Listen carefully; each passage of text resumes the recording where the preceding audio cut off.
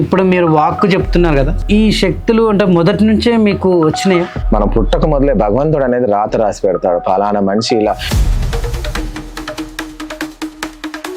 ఇప్పుడు మాకు కూడా భగవంతుడు ఇలా అమ్మవారి సేవలో ఉండాలని మాకు రాసి పెట్టాడు కాబట్టి మేము ఇలాగే ఉన్నాం. ఇప్పుడు మమ్మల్ని ఎవరు కప్పినా కానీ, ఒక చిన్న అబ్బాయి ఆయనకు చనిపోయింది, పూర్వజన్మలో ఎలా చనిపోయాడు, ఆయన ఇల్లు ఎక్కడుంది, ఏముందో అన్ని చెప్పాడు. అది రుజువు కూడా జరిగింది. కాలమే నిర్ణయం చేస్తుందండి. ఈ జన్మ గురించే మనకు క్లారిటీ లేదు, ఇక పూర్వజన్మల గురించి నేను పూర్వజన్మలో ఇది, ఆ జన్మలో అట్లా పుట్టినా, అంతకు ముందు జన్మలో నేను పాములాగా పుట్టినా అంటే ఇన్నటోళ్ళు పిచ్చోళ్ళు అయితే ఎన్నైనా చెప్తారేమో అనిపిస్తుంది. ఈ యొక్క విద్య ఇది మాత్రం పెద్ద విద్య అండి. మంచి చేయాలని చెప్పి అమ్మవారు బొట్టు తీసి పెట్టి నలుగురు బాగుండాలని చెప్పి అనుకునే వాళ్లకు ఇదొక్క శివశక్తులకు మంత్రాలు వస్తాయా? సరే, అట్లా మంత్రాలు చేసేటోళ్ళని ఏమంటారు? మంత్రగాళ్ళు అంటే. మన శివశక్తి అని ఎందుకు పేరు పెట్టుకోవాలి? సరే, శివశక్తి అనుకోవచ్చు. రౌడీ ఏంది మళ్ళీ అంటే రౌడీ ఆయన? శివశక్తులు రౌడీ అని పేరు పెట్టుకుంటారా? నేను ఎక్కడ ఇనలేదు. ఇది ఆయన చూడాలని నేను ఆయన పేరు చెప్పిన. ఇప్పటికి ఎంతో మంది ఉన్నారు, నాకన్నా పెద్ద పెద్ద గురువులు ఉన్నారండి. వీళ్ళు కొన్ని సాధనలు వాళ్ళు ఎక్కడ ఏం నేర్చుకున్నారు.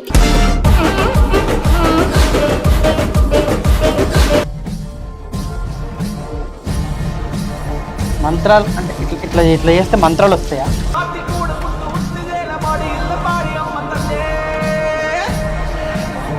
నమస్తే, వెల్కమ్ టు అవర్ ఛానల్. ఈ మధ్యకాలంలో దేవుడు, సిగం వీటి గురించే సోషల్ మీడియాలో చాలా కాంట్రవర్సీస్ నడుస్తున్నాయి. చాలామంది ఈ యొక్క సిగం గురించి, అమ్మవారు ఒంటి మీదకి రావడం గురించి కూడా కొందరు వ్యతిరేకించి మాట్లాడుతుంటే, కొందరు నిజమే అని చెప్పేసి మరికొందరు మాట్లాడుతున్నారు. వాస్తవానికి దేవుడు, సిగం గురించి ఈరోజు మనం దీని గురించి క్లుప్తంగా మాట్లాడడానికి అందరికీ సుపరిచితులు, తోటమైసమ్మ టెంపుల్లో ఎప్పుడు అమ్మవారితో నిజంగా నిత్యం పూజలు చేస్తూ ఈరోజు నిజంగా 2 తెలుగు రాష్ట్రాలకు కూడా ఆయన సుపరిచితులయ్యారు. ఆయన మిథున్ స్వామి గారు. నమస్తే స్వామి. నమస్తే అండి. బాగున్నానండి, మీరు ఎలా ఉన్నారు? చాలా బాగున్నాను. గత 10 రోజుల నుంచి కూడా అమ్మవారు అంటే దేవుడు ఒంటి మీదకి రావడం, సిగాలు ఊగడం. దేవుడు ఒంటి మీదకి రావడం అంటే ఈ మధ్యకాలంలో అంటే ఒకప్పుడు నుంచి కూడా మహిళలకు, జోగినీలకు, శివశక్తులకు వీరందరి మీదకి దేవుడు రావడం అన్నది సహజం అనేది మనకు వెనకటి నుంచి తెలిసిందే. వాస్తవానికి దేవుడు ఎటువంటి వాళ్ళ మీదకి నిజంగా పూనుతాడు, ఎటువంటి వాళ్ళకి సిగం వస్తుంది? చూడండి, ఇందులో అమ్మవారు రావడం అనేది మాత్రం వాళ్ళ పుట్టుపూర్వకంగానే దేవుడు అనేది వాళ్ళకు రాసి పెట్టేస్తారనమాట. ఫలానా మనిషి నా కొరకే ఉంటారు, నా సేవకి అంకితం ఉంటారనేసి రాసిస్తారన్నమాట. నాకు తెలిసినంతవరకు అలా ఉండే వాళ్ళు మాత్రమే 24 గంటలు ఆ అమ్మవారిను, అయ్యవారిను జ్వాసలు అలాగే లీనంగా ఉండిపోతారు. వాళ్ళు మీరు ఎంత కదిపినా, ఎంత డిస్టర్బెన్స్ చేసి, ఎంత మీరు చేసినా ఆ ధ్యానం నుంచి వాళ్ళు మాత్రం పక్కకు జరగరండి.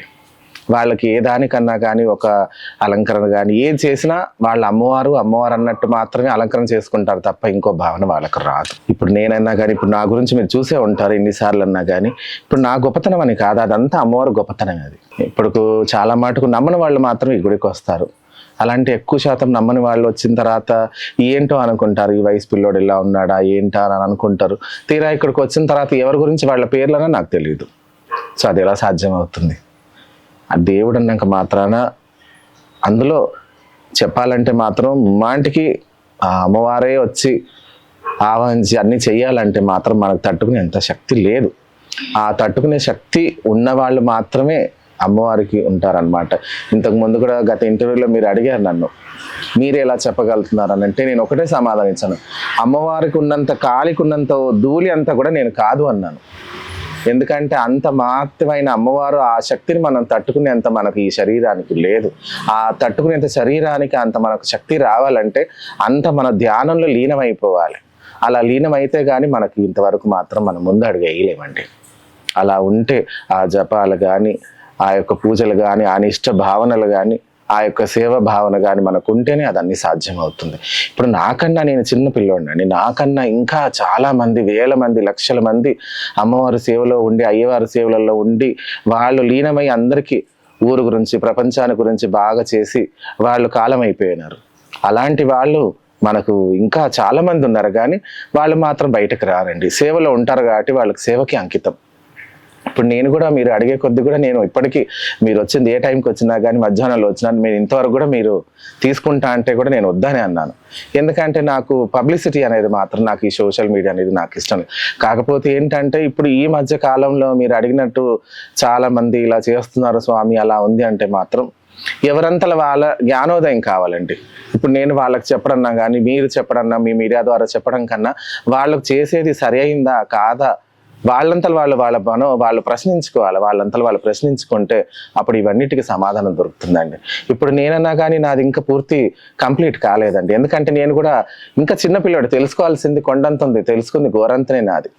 అలాంటిది ఇంకా నేను ఎన్నో తెలుసుకోవాలి కాబట్టి నేను కూడా ఇంకా అమ్మవారిలో ఇంకా లీనమై ఇంకా నేను అమ్మవారి సేవలో ఉండాలని నేను కోరుకుంటాను. ప్రతి ఒక్కరు కూడా నేను చెప్పేది అది. మనం ఏ దాంట్లో ఉన్న ఒక శివశక్తిలా ఉన్న ఒక అమ్మవారు అయ్యవారు సేవకుడుగా మనం ఉన్నప్పుడు ఆ సేవకు మనం తగినైన వాళ్ళ మన సేవ ఆ అయ్యవారికి అమ్మవారికి చెందుతుందా, ఆ అమ్మవారు సంతృప్తి చెందుతుందా లేదా అని మనం చూస్తే అప్పుడు తానంతలో తానే మనకు దానికి అన్నిటికీ సమాధానం దొరికిపోతుందండి. ఈ మధ్యకాలంలో కొందరు అంటే చాలా చిన్న వయసులో ఉన్న వాళ్ళకి దేవుడు రావడం అనేది మొదలవుతుంది. అయితే వాళ్ళు ఏంటంటే ఏదో దేవుడు రాగానే సిగమూగడము, వాక్కు చెప్పడము, దాన్ని బిజినెస్గా మార్చుకొని ఊర్లో అంటే గుడి కోసమైనా డబ్బులు కలెక్ట్ చేయడము, నాకు దేవుడు వస్తుంది పలానా చోట్ల విగ్రహం ఉందని చెప్పడము, లేకుంటే ఈడ గుడి కట్టకపోతే ఏమో జరుగుద్దని చెప్పడము. సో ఇదంతా ఏంటంటే కేవలం పైసల కోసమే చేస్తారని చెప్పి అవన్నీ బయటపడుతున్నాయి. వాస్తవానికి అలా వాళ్ళే వాంటెడ్గా చేస్తారా, వాళ్ళతో ఎవరైనా చేపిస్తారా, లేకుంటే మతి స్థిమితమైన కోల్పోయి అలా చేస్తూ ఉంటారా ఏంది? మీరు అడిగిన దానికి సమాధానం అంటే గత పురాణాలు వెళ్తే బాలవాక్కు బ్రహ్మవాక్కు అన్నది మాత్రం ఉండేది.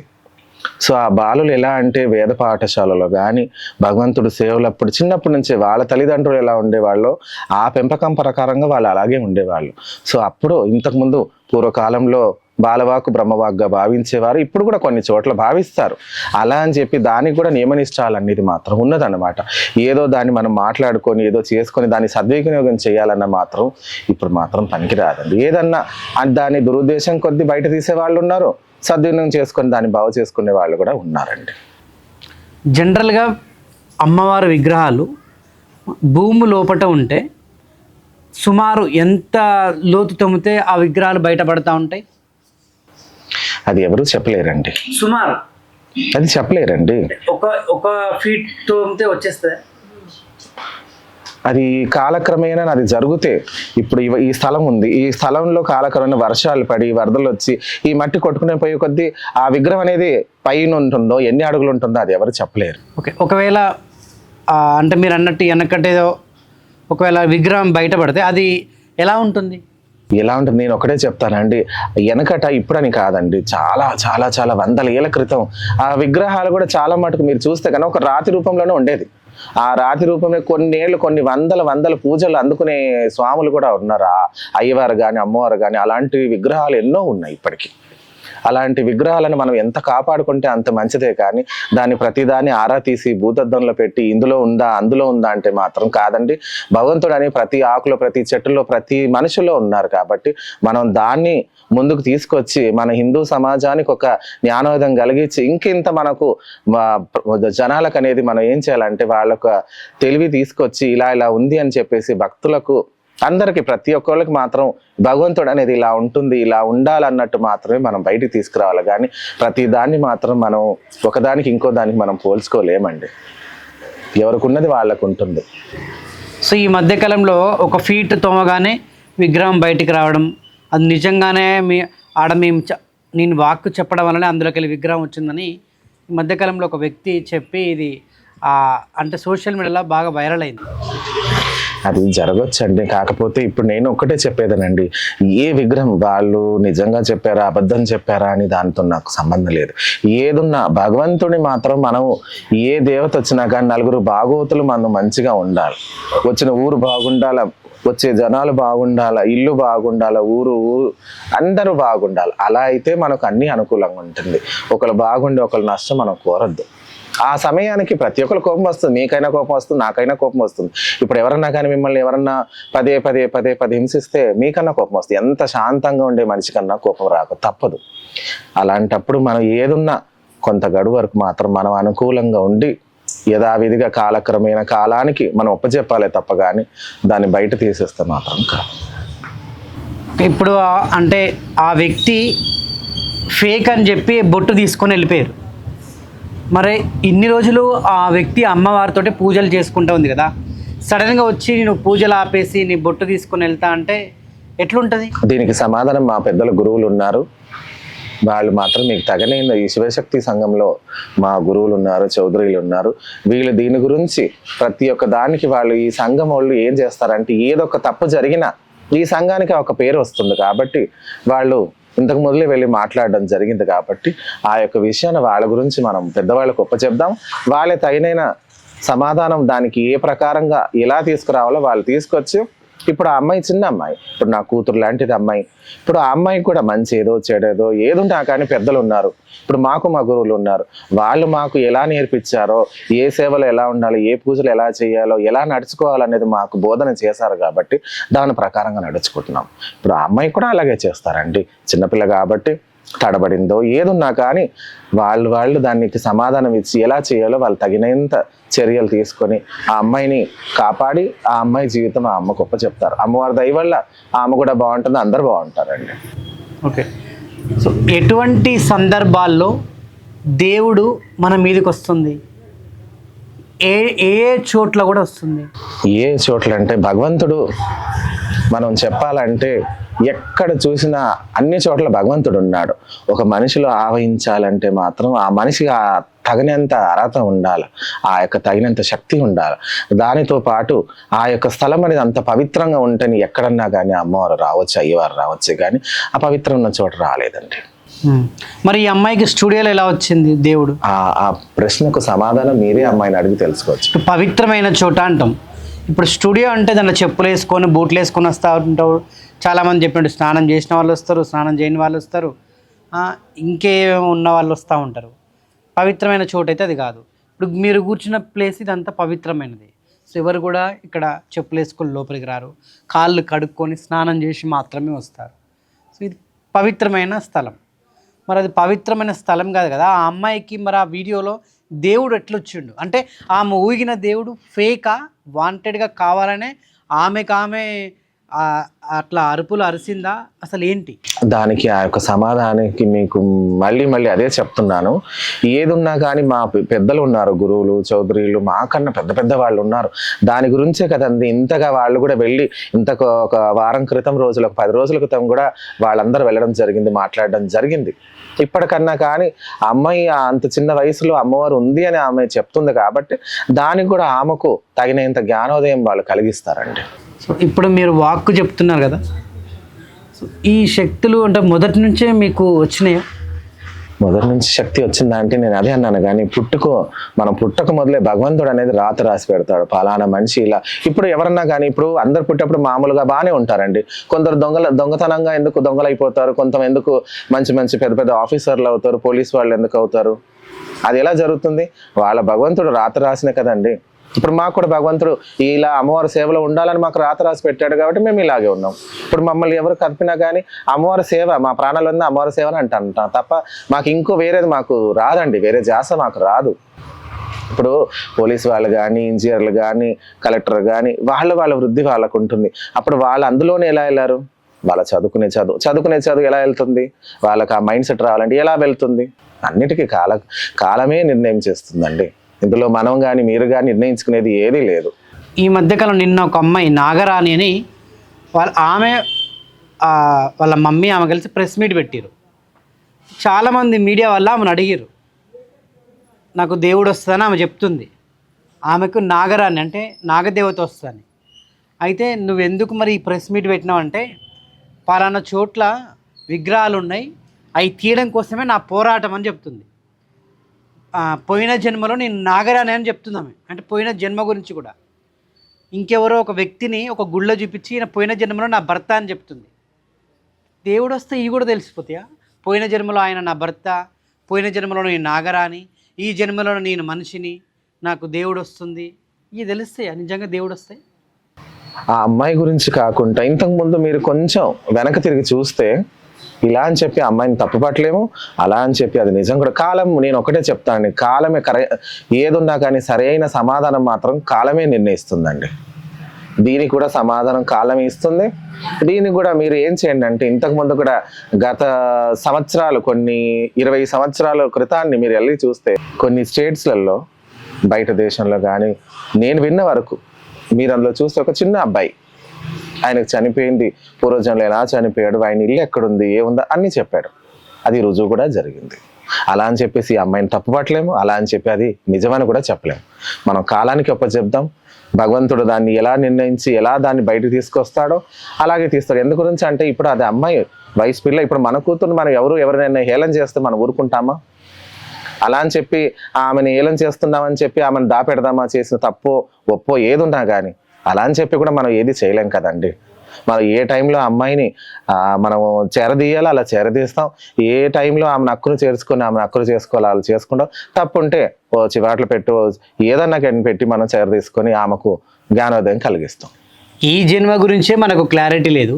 ఇక పూర్వజన్మల గురించి, నేను పూర్వజన్మలో ఇది, ఆ జన్మలో అట్లా పుట్టినా, అంతకుముందు జన్మలో నేను పాములాగా పుట్టినా, ఇప్పుడు మళ్ళీ వచ్చి నాగరాణిగా మనిషిలాగా పుట్టినా, అసలు అంటే ఇన్నటోళ్ళు పిచ్చోళ్ళు అయితే ఎన్నైనా చెప్తారేమో అనిపిస్తుంది. నేను అదే అని అంటున్నాను కదండి, కాలక్రమేణా ఏది ఉన్నా, ప్రపంచంలో ఏది తప్పున్నా ఒప్పున్నా కాలం దానికి సరైన సమాధానం మాత్రం నేను ఇస్తుందని చెప్పగలుగుతానండి.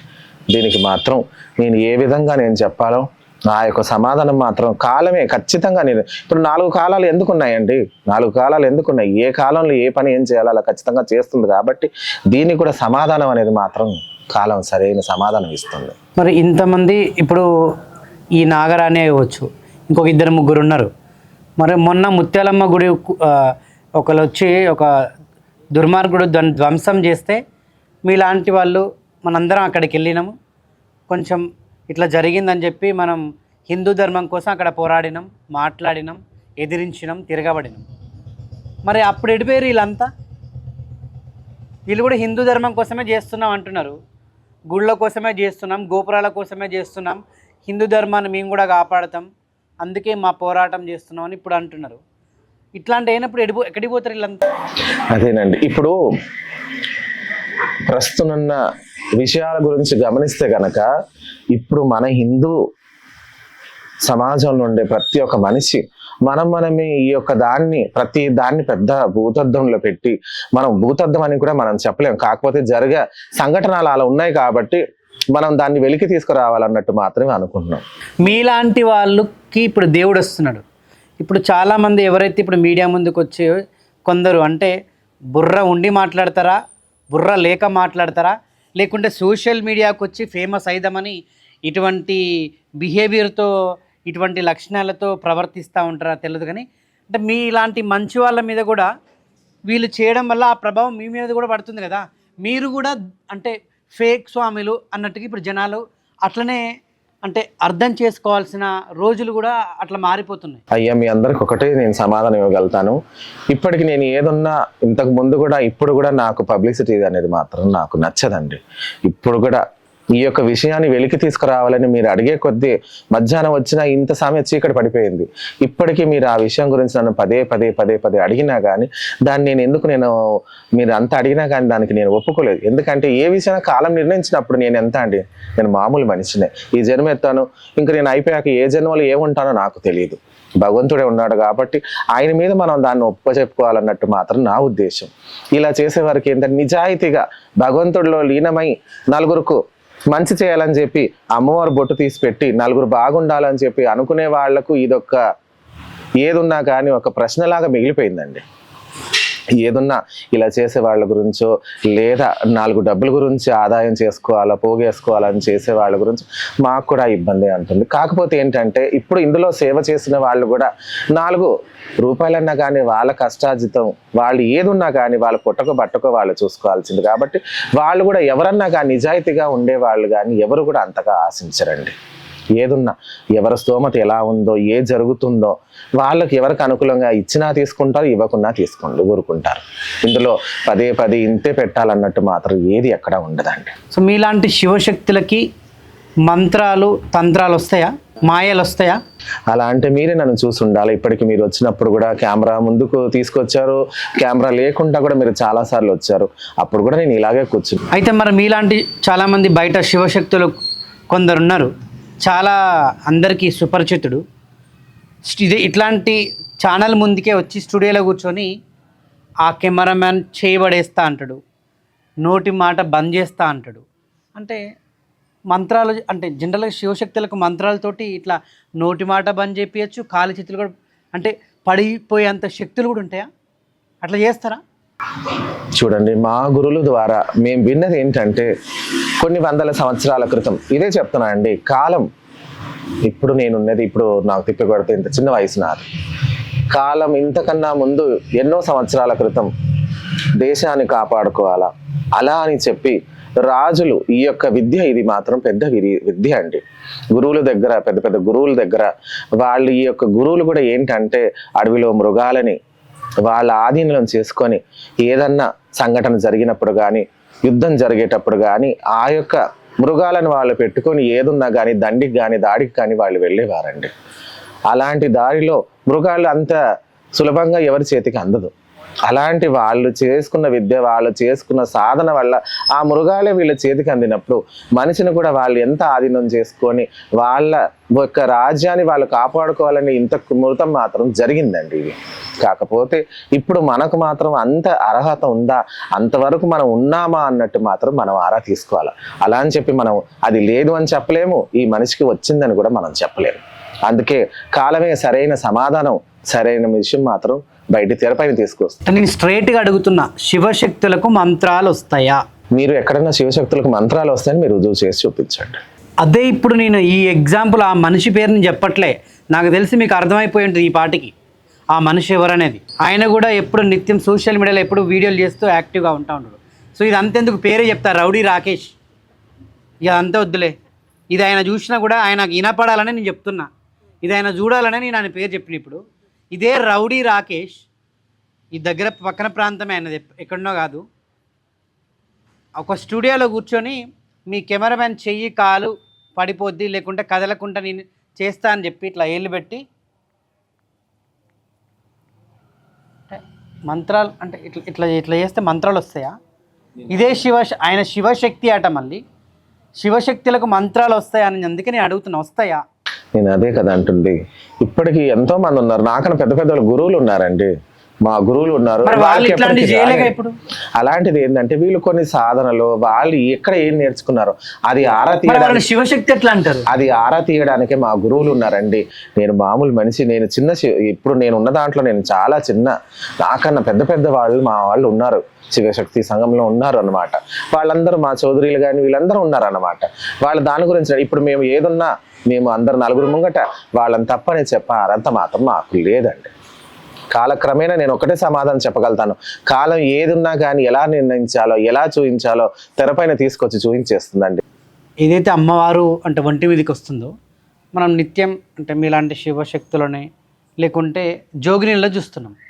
ఈ ఆడవాళ్ళు ఎందుకు బయటికి రావట్లేదు? చాలామంది ఉన్నారు కదా, సీనియర్లు 70-80 సంవత్సరాలు కూడా ఉన్నారు కదా, వాళ్ళు ఎందుకు బయటికి రారు? వాళ్ళు భగవంతుడు ధ్యానంలో ఉండిపోతారండి. వాళ్ళకి ఇలాంటి వెండి తెర పైన మాత్రం రావాలని ఎవరికి ఇష్టం ఉండదండి. వాళ్ళ పనులు వాళ్ళకే సరిపోతాయి అన్నమాట. ఒక్కొక్క పూట వాళ్ళు తినడానికి కూడా సమయం దొరకదు, కనీసం మంచినీళ్ళు తాగాలన్న సమయం సందర్భం కుదరదు వాళ్ళకి. అలాంటప్పుడు ఈ తెరపైన వచ్చి చెప్పాలన్నా కానీ మాకు వీలు పడదండి. ఇప్పుడు మీరు చూసే ఉంటారు, అందరు భోజనాలు చేసుకున్నారు, మాకు ఆ పూజ అయింది, ఆరతి అయింది, తినేద్దాం అనుకుంటే మాకు సమయం దొరికిందా? దొరకదు. కనీసం నీళ్ళు తాగదానో, ఒక చెంబడి నీళ్ళు తాగదంటే మాకు సమయం ఉందా? అది ఆ సమయం కూడా మాకు దొరకలేదు కదండి. ఓకే, ఈ సిగం అనేది నిజమేనా? పంచభూతాలు ఎలా ఉన్నాయి, ఇది కూడా ఒక భాగం అండి. ఎట్లా వస్తుంది సిగం అసలు? ఒక మనిషి గురించి ఏది తెలియకుండా తెలియని మనిషి దాని గురించి ఎలా చెప్పగలుగుతాడండి? అమ్మవారు అనుగ్రహం లేని, అమ్మవారు దానికి బలం ఇయ్యంది ఇవన్నీ సాధ్యం అవుతుందా చెప్పండి? సరేలేండి, మీ మాటకే వద్దాం. సిగం అనేది లేదు. మరి వాళ్ళు వచ్చి బొట్టు పెట్టంగానే ఓ గాలి పట్టిన వాళ్ళకో, దయ్యం పట్టిన వాళ్ళకో, భూతం పట్టిన వాళ్ళకో, లేదా ఆరోగ్యం బాగాలేని వాళ్ళు వాళ్ళ దగ్గర ఎందుకు వెళ్ళి బొట్టు పెట్టుకుంటారు? పెట్టుకోవద్దండి అలాంటప్పుడు. గొర్రె కషాయాన్ని నమ్ముతుందట. సరేనండి, మీ మాటకే వస్తా అండి. సరే, ఒక గొర్రె వెళ్ళిందేమో, ఒక మనిషి వెళ్ళాడేమో, పదే వందల మంది, వేల మంది ఎందుకు వెళ్తారండి? ఒక గొర్రె వెళ్ళి పొలంలో పడితే మిగతా గొర్రెలను కూడా దానికి కూడా వస్తుంది, తెలుసా మీకు?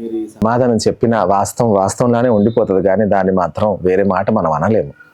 అలా అని చెప్పి ఈ కాలంలో అందరు ప్రతి ఒక్కరు చదువుకునే ఉన్నారు, ప్రతి ఒక్కరు బాగా జ్ఞానం ఉండే వాళ్ళే ఉన్నారు. మరి వాళ్ళకి ఎందుకండి తెలియదా? మీరు బిజినెస్ చేసుకోకపోవచ్చు, కానీ మిగతా వాళ్ళందరూ చేసేది దేవుని అడ్డు పెట్టుకొని బిజినెస్, తెలుసా మీకు ఆ విషయం? మీరు చేస్తలేరేమో, మీరైతే అక్కడ కూర్చొని మేము చూస్తున్నాం, వచ్చి మొక్కుకొని పోతారు ఇక్కడ అంతే. కానీ మిగతా వాళ్ళంతా బిజినెసే చేస్తున్నారు. చూడు, అదే అన్నాను, ఇంతకుముందు కూడా అదే అన్నాను. ఇప్పుడు వాళ్ళు ఉన్నారు,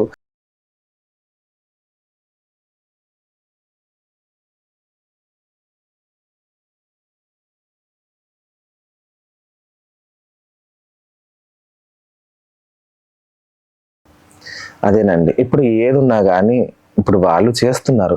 వాళ్ళు సమయానికి వాళ్ళ సమయాన్ని వృధా చేసుకొని అన్నీ వదిలేసుకొని భగవంతుడి మీద ఉన్నప్పుడు వాళ్ళకి ఆధారం ఎక్కడి నుంచి అండి? వాళ్ళని కూడా తప్పు పట్టద్దు.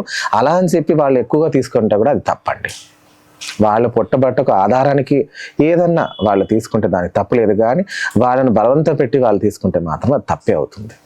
బలవంతం పెట్టకుండా వాళ్ళు ఇచ్చింది పుచ్చుకుంటే, ఎందుకంటే ఇంతకుముందు మా గురువులు కూడా వాళ్ళ కాలం అయిపోయారు, కానీ వాళ్ళు ఎప్పుడు కూడా ఎవరిని కూడా అడగలేదండి. ఇప్పుడు మా గురువులు ఇక్కడ ఉన్నారు, మా పెద్ద వాళ్ళు ఉన్నారు, ఇప్పుడు వాళ్ళు ఎప్పుడు కూడా ఇంత ఇవ్వండి అని ఎక్కడా మేము అడిగింది మేము కూడా చూడలేదు. తీసుకెళ్తే వాడు బియ్యాలో వాళ్ళు ఈ చీరలో పెట్టినా తీసుకుంటారు, పెట్టకున్నా కానీ పోయి మాట్లాడి చూసుకొని వస్తారు. ఎందుకు ఉంటుంది? ఇప్పటికీ అలాగే ఎందుకు జరుగుతుందండి? అందరూ బాగోతులకే కదా, ఎవరు కూడా అలా ఉండరండి. కాకపోతే ఏంటంటే జనాలు వెళ్తారు, జనాలే చూస్తారు, బాగుందంటారు, వాళ్ళ పనులు అయిపోయాక లేదు అని అంటారు. తర్వాత ఏం చేస్తారు? లేదండి ఇలా చేశారు, ఇలా వీళ్ళే పెడతారు, వీళ్ళే దాన్ని ఆర తీసి బయట వేసేస్తారు. అది ఏమాత్రం న్యాయం అవుతుంది? సరేలేండి, ఇప్పుడు వాళ్ళు చేస్తారు, ఇప్పుడు 100 మంది వెళ్ళారు, ఈ 100 మందిలో ఒక 70 మంది దాకా వాళ్ళ దగ్గర వెళ్ళి ఉన్న వాళ్ళు అందరూ బాగా అయిపోతారండి. ఎవరన్నా సరే ఇప్పుడు వాళ్ళ లైఫ్ని వాళ్ళ ఏమని చెప్పాలంటే, ఇప్పుడు వాళ్ళ లైఫ్ అంతా సర్వస్వం వాళ్ళు అక్కడే ఒప్పచెప్పినాక వాళ్ళు ఎక్కడన్నా వెళ్ళి ఇలా నార్మల్గా తిరగలుగుతారా? చెప్పండి, తిరగలేరు కదా.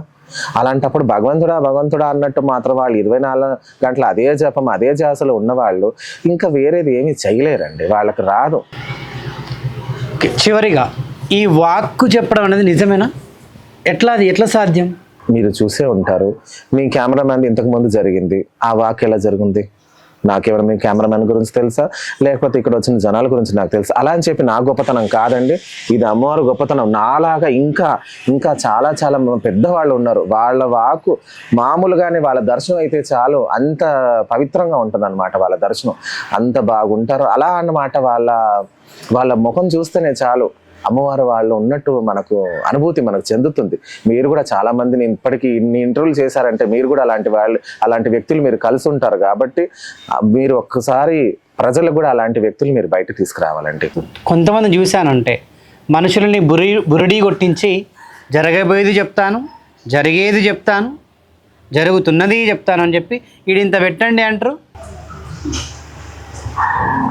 ఒకటే చెప్తానండి, మీరు పదే అడిగినా నా సమాధానం కాలం మీదనే నేను వదిలేస్తానండి. ఎందుకంటే నేను అంత పెద్ద వ్యక్తి కాదు, అంత పెద్ద మహానుభావుడిని నేను కాదు. కాలంతో వచ్చాను, కాలం కొన్ని రోజులు నేను ఉంటాను, కాలక్రమేణా నేను కాలంతో కలిసిపోతాను. కాలాన్ని నిర్ణయించుకున్నాడు, కాలభైరవుడు పైన ఉన్నాడు, ఆయన ఎలా నిర్ణయిస్తాడో ఆ భైరవుడు ఆ శివుడయ్య ఉన్నాడు, ఆ శివయ్య ఎలా చూస్తాడో అమ్మవారు ఎలా ఉన్నారో వాళ్ళు చూసుకుంటారులేండి. వాళ్ళకే మనం ఒప్పచెప్తామే కానీ నా వరకు అయితే మాత్రం ఏమున్నా కానీ కాలమే సరైన సమాధానం ఇస్తుందండి. తెరపైన ఎలా తీసుకురావాలో దాన్ని తీసుకొచ్చి చూపించేస్తుంది. ఇప్పుడు మీరు మీద అన్నట్టు ఇప్పుడు నన్ను నమ్మేవాళ్ళు, భగవంతుడు ఉన్నదని చెప్పి నన్ను నమ్మేవాళ్ళు కొంతమంది ఉంటారు. నమ్మని వాళ్ళు ఏదున్నా కానీ ఇదంతా మూఢనమ్మకాలు అని అనేవాళ్ళు కూడా ఉన్నారు. అది ఏదున్నా వాళ్ళకంటే ఎదురుగా కనిపించి చూసే వాళ్ళకి ఆ యొక్క అనుభూతి పెరుగుతుంది తప్ప కానీ ఏమి తెలియని వాళ్ళకి మనం మాట్లాడలేమండి. సో అమ్మవారు దేంట్లో వస్తుంది అంటే, ఇప్పుడు ఇట్లా బొట్టు తీసుకొచ్చి ఇట్లా పెడతారు కదా, ఇట్లా పెట్టి ఇట్నే ఉంచుతారు కదా చాలాసేపు శాంతించాలని, అంటే ఇందులోనే వస్తుందా? అది మీరు అలా జరిగే సంఘటన అప్పుడే మాత్రం మీరు చూసిన నేను అందుకే ఎందుకు అంటే ఇక్కడ ఇట్లా బొట్టు ఇట్లా పెట్టగానే బొట్టులనే వస్తుందా ఏంది?